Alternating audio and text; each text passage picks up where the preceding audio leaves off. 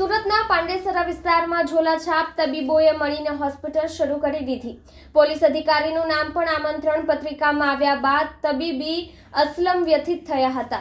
ઝોલાછાપ તબીબોએ પાંડેસરામાં ભેગા મળીને હોસ્પિટલ જ શરૂ કરી દીધી હતી।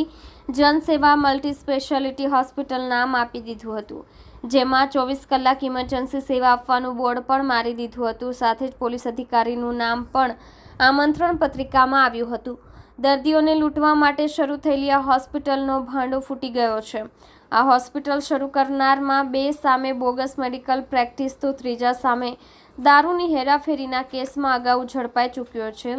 એસઓજી દ્વારા બબલુ શુક્લા સામે બોગસ મેડિકલ પ્રેક્ટિસનો ગુનો નોંધાયો હતો। પાંડેસરા પોલીસે પણ આ જ રીતે રાજા રામ દુબે સામે ફરિયાદ નોંધી હતી। બોગસ ડોક્ટર જીપી મિશ્રા સામે તો વર્ષ 2022માં દારૂની હેરાફેરીના કેસ નોંધાયા હતા।